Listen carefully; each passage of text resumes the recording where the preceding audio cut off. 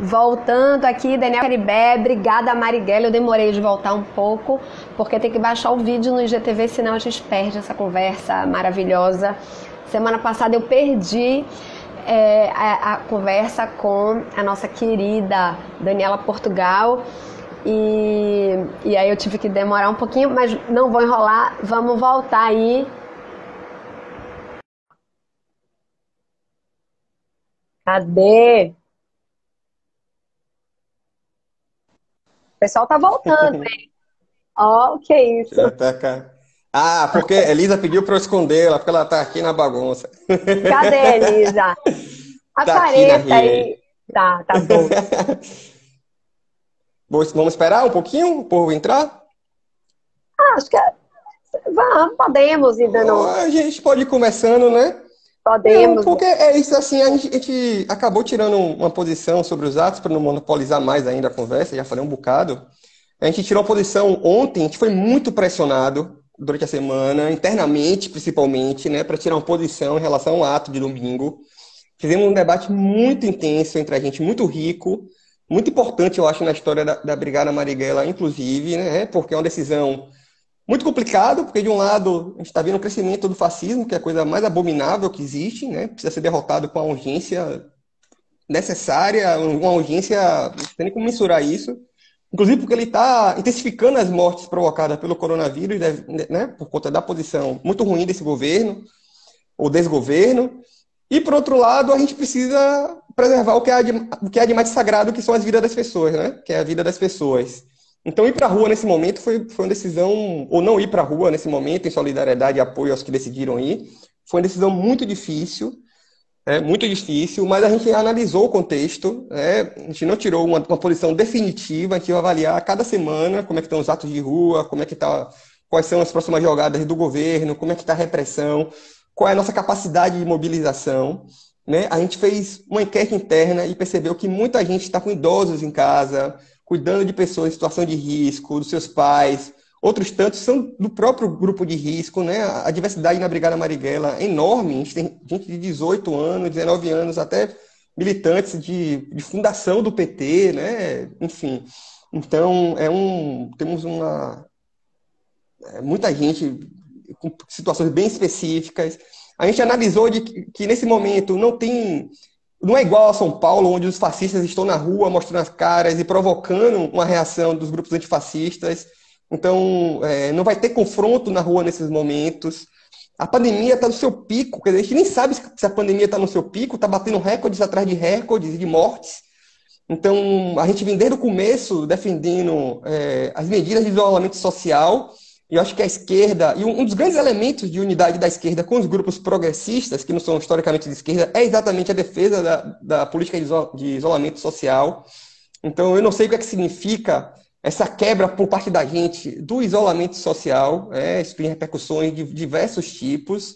E aí aproveito já para divulgar o nosso podcast, que a gente está discutindo muito essa questão da pandemia.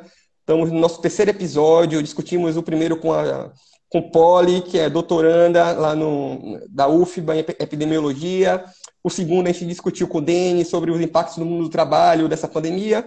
E no terceiro discutimos com o Irlan, Elton e Lu Castro, que é um jornalista da área de futebol, sobre os impactos da pandemia no futebol. Então a gente está discutindo muito os impactos dessa pandemia, a gente está defendendo muito a política de isolamento social. E esse giro para ir para as ruas, nesse momento no qual, onde não há fascistas organizados na rua de Salvador, né? Muitos membros estão em situação de vulnerabilidade, ou dos seus familiares estão em situação de vulnerabilidade.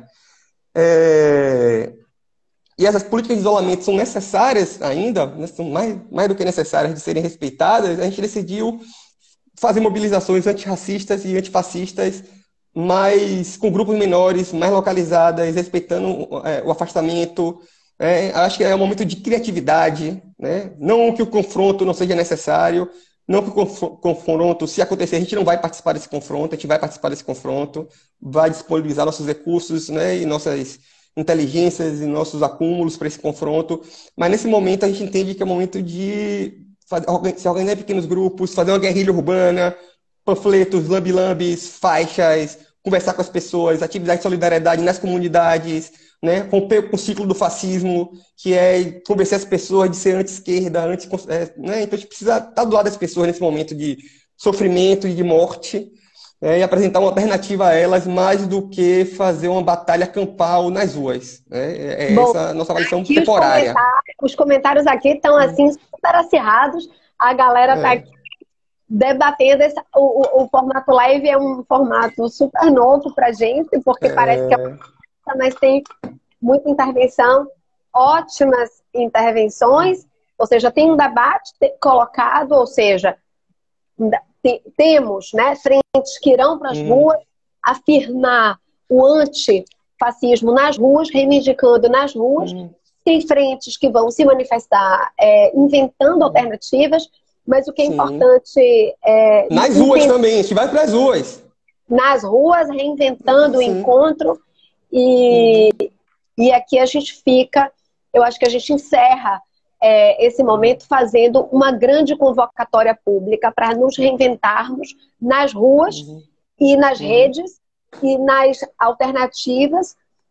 Tem uhum, muita dúvida sobre o futuro, há muita inquietação uhum, sobre o que vai nos acontecer, mas há uma urgência e não há nenhuma dúvida sim, de sim. que uma reação ao projeto imposto, né, colocado ao Brasil, ele não pode ser negligenciado. Quando eu falo imposto, não Uhum, estou querendo dizer que a eleição uhum, uhum, foi é, válida ou não. Eu não estou querendo falar nesse sentido. Eu estou falando de uma série de assédios uhum, que foram retirando direitos, uma série de não uhum, reações que foram nos levando a esse lugar, uma série de uhum, conciliações que nos deixaram nessa situação e que é preciso absolutamente reagir e criar uhum, à frente, seja as frentes, né, que uhum, a gente está contando agora uhum, do futebol, mas é a frente radical pela democracia, inventando uma reação possível, ocupando inclusive um lugar que muitas vezes que a gente vê que está vago. Ou seja, qual é essa grande frente que vai ocupar a reação e que, portanto, pode fazer frente, porque a reação se dará em muitos níveis, em muitas camadas, com uma camada de mobilização muito intensa, né?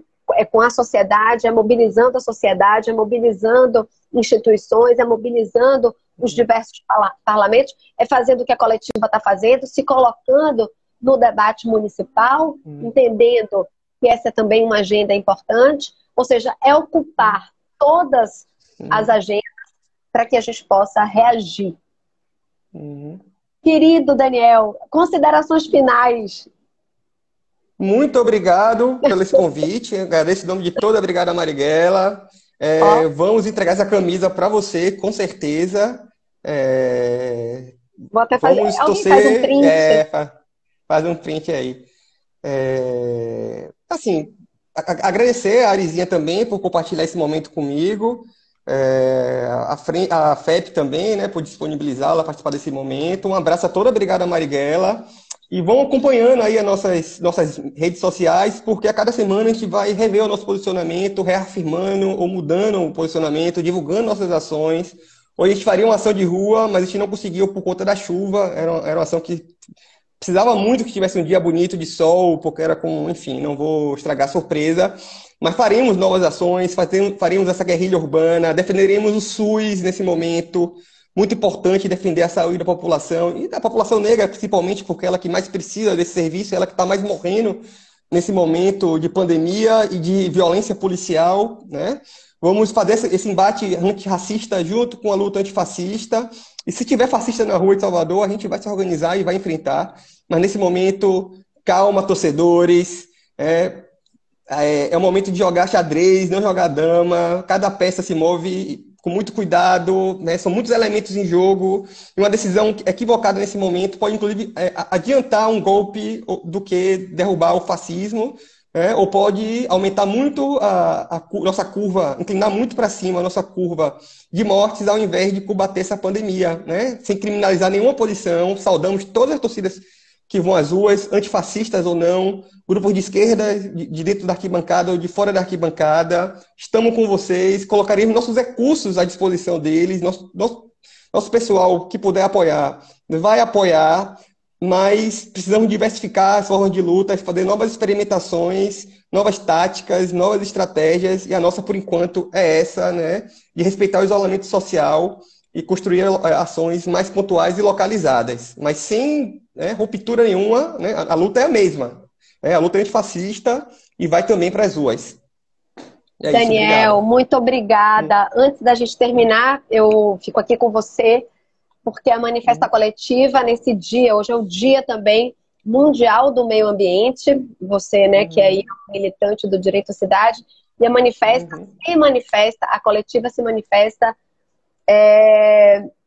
contra esse momento, né, ou seja, nós temos um ministro, né, do meio ambiente absolutamente incapaz de lidar com essa pauta tão central na vida não só do Brasil, mas na agenda mundial.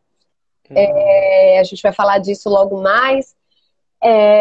E vamos fazer um próximo encontro dedicado em homenagem ao menino Miguel. E a coletiva trouxe esse debate, que tem nessa ação uma série de violações. Daniel falou aqui agora, né, de que há, né, um debate sobre uma manifestação ou não, mas o que houve lá em Recife é uma mãe, é uma mulher trabalhadora que vai trabalhar porque tem medo de perder o seu emprego. Mesmo com as medidas de isolamento, mesmo com as medidas sanitárias, essa é a primeira violação. Depois, a mãe, mulher, não tem onde deixar sua criança, e essa é a segunda violação que acomete mulheres, mães e, sobretudo, negras no Brasil. Depois, essa mulher vai passear com o cachorro dos patrões. Depois, essa mulher... São muitas, assim, é uma situação bastante dramática, e depois ela se encontra com o pior ardil, né? Que é o do desrespeito, da coisa mais violadora, da coisa mais perversa e cruel, que é a dimensão do escárnio, né? Do desprezo, da boçalidade, daquilo que representa tanto esse momento. Ou seja, é uma cultura que Bolsonaro encarna, né? Ele encarna, na verdade, essa postura vil, presente, doente na sociedade brasileira. E a Manifesta se coloca em homenagem a essa criança, em solidariedade a essa mãe, e falando que é pela democracia, por direitos, é que nós nos manifestamos. Agradecemos a todos que ficaram aqui com a gente, a Brigada Marighella, a Pierizinha, Daniel e todos que não estiveram aqui, mas fazem parte, Gabriel César, Thiago César, Franciel, dessa corrente aí de sujeitos, pessoas da política e que em seus lugares de luta estão afirmando esse espaço de democracia. É manifesta, é coletivo, é com muita gente, é para todo mundo. Daniel, um beijo, querido, muito obrigada. Um abraço, muito obrigado também, Maria. Valeu demais. Tchau, tchau. Um abraço.